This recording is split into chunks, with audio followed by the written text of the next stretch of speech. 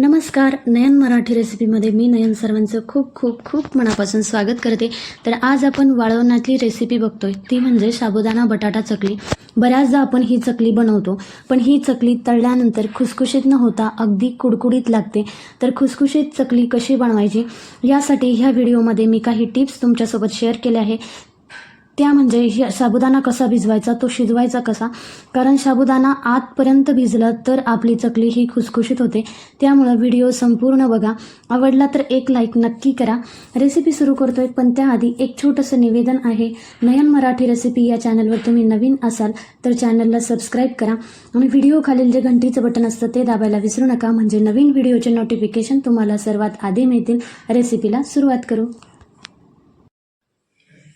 आज आपण साबुदाणा बटाटा चकली कशी बनवायची याची रेसिपी बघतोय। तर त्यासाठी मी इथं अर्धा किलो साबुदाणा घेतला। आता चकली बनवताना साबुदाणा कसा भिजवायचा हे जास्त महत्त्वाचं असतं। तर त्यासाठी मी इथं अर्धा किलो साबुदाणा घेतला। हा साबुदाणा आपण जसा खिचडीला भिजवतो ना त्या पद्धतीने भिजवून घेतला। म्हणजे साबुदाणा घेतल्याच्या नंतर 1 ते 2 पाण्याने स्वच्छ धुवून घेतला। त्यानंतर साबुदाणा बुडेल आणि त्यावर अर्धा इंच पाणी राहील इतपत यात पाणी घातलं। रात्रभर हा मी इथं भिजवून घेतलाय।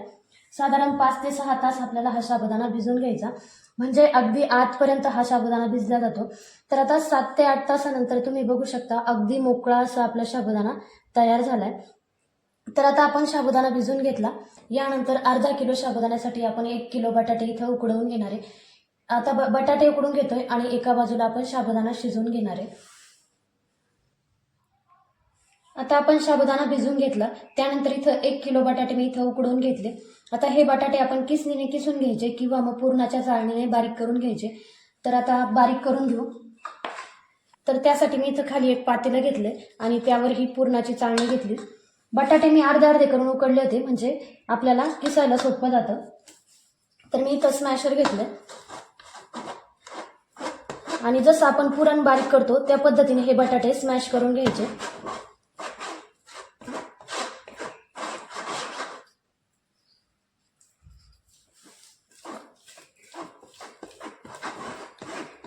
अगदी पटपट आपल्याला हे बटाटे स्मॅश करून घेता येतात। याच पद्धतीने आपण सगळे बटाटे बारीक करून घेणार आहे। बटाटे आपण बारीक करून घेतले। आता त्यानंतर तुम्ही हा ग्लास बघू शकता, ह्या ग्लासने मी इथं 1.5 ग्लास इथं पाणी घेतलंय। ग्लास मी पाणी घेतले, पण हे पाणी मी इथं गरम करून घेतलंय।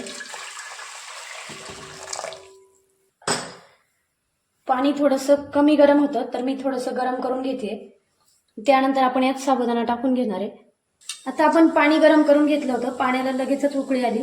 त्यानंतर आता हा साबुदाणा आपण इथं मोकळा करून घेतला, म्हणजे आपल्याला टाकायला सोपं जातं। तर हा साबुदाणा आपण ह्या पाण्यामध्ये टाकून घेऊ। आता मी इथं 1.5 ग्लास पाणी घेतलंय। आता अजून पाणी जर आपल्याला वाटलं तर कमी आहे तर आपण परत यात पाणी टाकून घेणार आहे, पण पाणी टाकताना आपल्याला इथं गरम पाणी टाकायचंय। आता आपण साबुदाणा टाकून हे पाण्यामध्ये व्यवस्थित मिक्स करून घेतलंय आणि हलवून बघायचं। थोडंसं मला इथं जड जातंय, तर मी अजून थोडंसं यात पाणी घालते। तर पाणी घालताना मी इथं गरमच पाणी घेतलंय। आता मी अर्धा ग्लास पाणी इथं गरम करून घेतलंय, त्यातलं थोडंसंच पाणी घातलंय। आता आपण परत एकदा मिक्स करून घेऊ आणि परत जर वाटलं आपल्याला थोडंसं पाणी कमी आहे तर आपण जे अर्धा ग्लास पाणी घेतलेलं राहिलेलं शिल्लक पाणी आहे ते आपण परत यात टाकून घेणार आहे। पण मला पाण्याची गरज वाटते तर मी राहिलेलं पाणी यात टाकून घेते। असं आपण इथं टोटल 2 ग्लास पाणी इथं घातलंय। अर्धा किलो साबुदाण्यासाठी हा ग्लास तुम्ही बघू शकता। या ग्लासने मी इथं 2 ग्लास गरम पाणी इथं घातलंय। परत एकदा हे मिश्रण आपण व्यवस्थित मिक्स करून घेऊ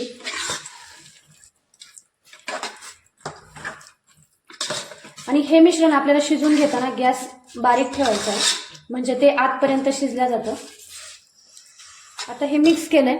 आता 5 मिनिटं याला वाफ देऊन घेऊ। याच्यावर आपण झाकण ठेवणार आहे। आता यावर आपण झाकण ठेवून 5 मिनिटं वाफ काढून घेणार आहे। गॅस आपल्याला बारीकच ठेवायचा आहे। 5 मिनिटं झाले, त्यानंतर आता आपण झाकण काढून बघू। आता परत एकदा आपल्याला हा मिक्स करून घ्यायचा। तुम्ही बघू शकता 5 मिनिटांनंतर साबुदाणा बऱ्यापैकी ट्रान्सपरंट झालाय। आता ह्या स्टेजला आपण यात चवीनुसार मीठ घालतोय।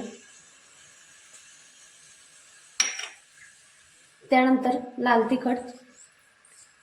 मीठ आणि तिखटाचं प्रमाण तुम्ही तुमच्या आवडीनुसार कमी जास्त करू शकता.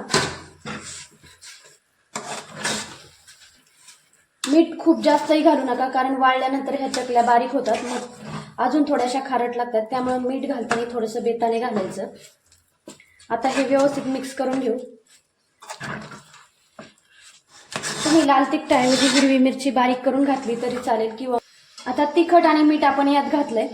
त्यानंतर परत आपण 5 मिनिटासाठी वाफ देऊन घेऊ. गॅस आपल्याला बारीकच ठेवायचा आहे. 5 मिनिटं झाले, आपण झाकण काढून घेऊ.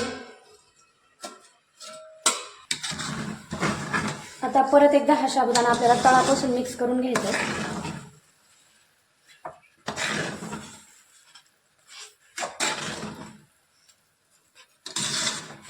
आता साबुदाणा आपला छान शिजला, तर यानंतर आता यात आपण बटाटे घालणार आहे.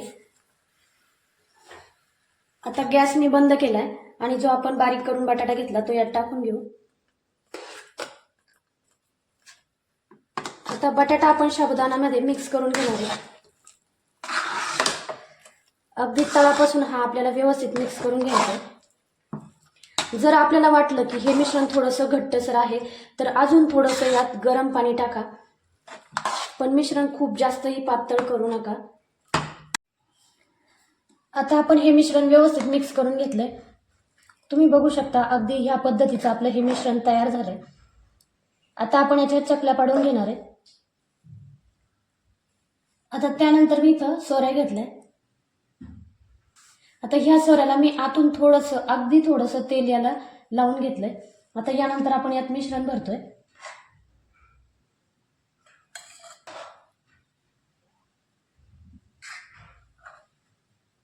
थोडंसं दाबून दाबून आपल्याला इथं मिश्रण भरायचंय.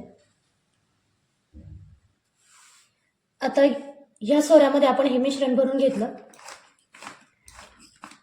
आता हे आपण पॅक करून घेतलं. आता आपण चकल्या पाडून घेऊ. आता यानंतर आपण चकल्या पाडून घेतोय.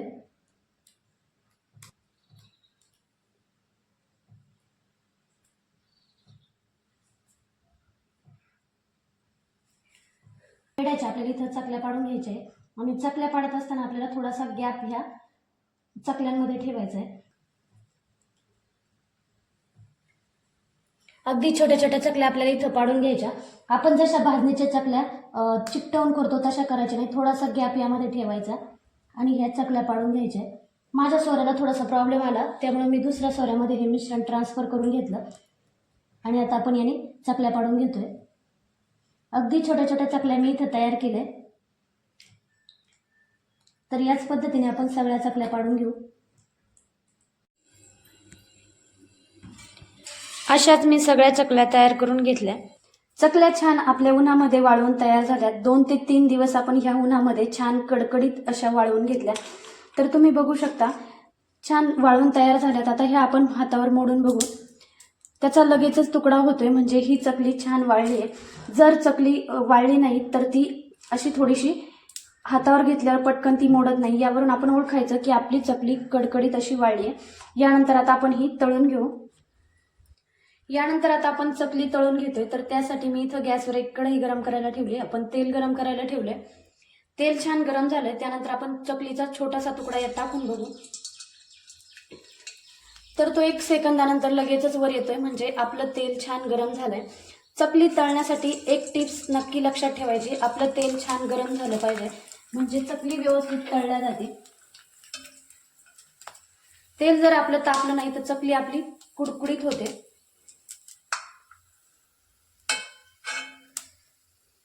छान अशी चकली आपली फुलली आहे. या पद्धतीने आपण 3 ते 4 चकल्या तळून घेऊ. 3 ते 4 चकल्या आपण एकदाच सोडतोय. उलटपालट करून आपल्याला ह्या चकल्या तळून घ्यायच्या आहे, म्हणजे दोन्ही बाजूने त्या व्यवस्थित तळल्या जातात. आणि तेल तापल्याच्या नंतर गॅस थोडासा मध्यम करायचा, म्हणजे चकल्या व्यवस्थित तळल्या जातात.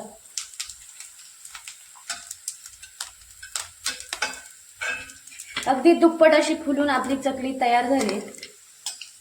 व्हिडिओमध्ये सांगितलेल्या टिप्स वापरून तुम्ही जर ह्या चकल्या तयार केल्या तर अगदी खुसखुशीत आणि अशा फुलणाऱ्या चकल्या तुमच्या तयार होतील. काही चकल्या आपण इथं तळून घेतल्या. तुम्ही बघू शकता अगदी दुप्पट अशा आपली चकली तळून तयार झाली. तर आता ही चकली आपण मोडून बघू. ही लगेचच मोडल्या जाते, म्हणजे ही चकली खुसखुशीत अशी तयार झाली. तर व्हिडिओमध्ये सांगितलेल्या टिप्स तुम्ही वापरल्या तर आपली चकली अशीच खुसखुशीत तयार होईल. बऱ्याचदा आपली चकली तळल्यानंतर खुसखुशीत न होता कुडकुडीत होते. तर आपण ही चकली शिजवायची कशी, याचं मिश्रण कसं तयार करायचं, ही तळायची कशी, ही सगळी डिटेल रेसिपी आपण ह्या व्हिडिओमध्ये शेअर केली आहे. त्यामुळे व्हिडिओ तुम्ही संपूर्ण बघा आणि व्हिडिओमध्ये सांगितल्याप्रमाणे टिप्स वापरून जर तुम्ही ही रेसिपी तयार केली तर तुमच्याही चकल्या अशाच खुसखुशीत तयार होतील. तर ह्या उन्हाळ्यामध्ये तुम्ही ही रेसिपी नक्की करून बघा. अशाच खुसखुशीत चकल्या तुम्ही तयार करा. आवडल्यास एक लाईक करायला विसरू नका. पुन्हा भेटूया अशाच एका छानशा रेसिपीसोबत. तोपर्यंत धन्यवाद.